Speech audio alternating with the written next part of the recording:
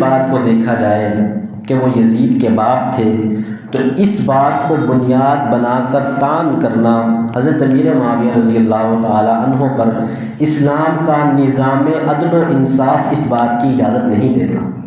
کیوں؟ کیونکہ اسلام کا مشہور ضابطہ اور قاعدہ ہے لا تزر وازرۃ وزر اخری، ایک کا بوجھ دوسرے پر نہیں ڈالا جا سکتا۔ اگرچہ اس آیت کا حقیقی مصداق محشر کا وہ منظر ہے، لیکن اس آیت میں وسعت اس قدر ہے کہ اگر اس کو دنیاوی حالات پر منطبق کیا جائے تو یہ بہت ساری باتوں پر صادق آتی ہے۔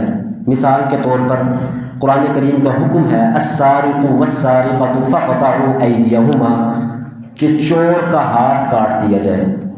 مثال کے طور پر بیٹے نے 10 درہم سے زائد کا مال محفوظ چرا لیا، اب والد یہ کہے کہ بیٹے کی جگہ میرا ہاتھ کاٹ دیا جائے تو اسلام کا نظام اس بات کی اجازت نہیں دیتا۔ لا تزر وازرۃ وزر اخری، ایک کا بوجھ کسی دوسرے پر نہیں ڈالا جا سکتا۔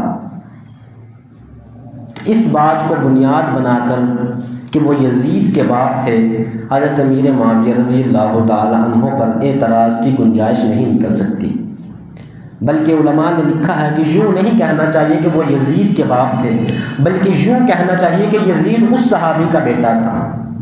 جب بات اس طرح سے کی جائے گی تو اعتراضات میں جان جو ہے وہ کمزور پڑ جائے گی۔ تو پہلی بات تو یہ، اور دوسری بات یہ کہ اگر اس بات کو بنیاد بنایا جائے کہ وہ یزید کے باپ تھے تو کیا کوئی عقل دوست اور علم دوست انسان کنعان کی وجہ سے حضرت نوح پر اعتراض کر سکتا ہے؟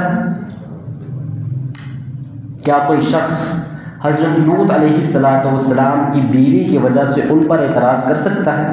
حالانکہ وہ کنفرم کافر تھے، قرآن نے ان کو کافر کہا ہے۔ یزید کو تو جمہور علماء نے کافر نہیں لکھا، فاسق اور فاجر ضرور ہے، اس سے سرے منہ انحراف نہیں، لیکن وہ تو کنفرم کافر تھے کہ جب ان کو بنیاد بنا کر انبیاء علیہ السلام پر تان کی گنجائش نہیں ہے تو یزید کو بنیاد بنا کر حضرت امیر معاویہ رضی اللہ تعالی عنہ پر بھی تان کی اجازت نہیں دی جا سکتی۔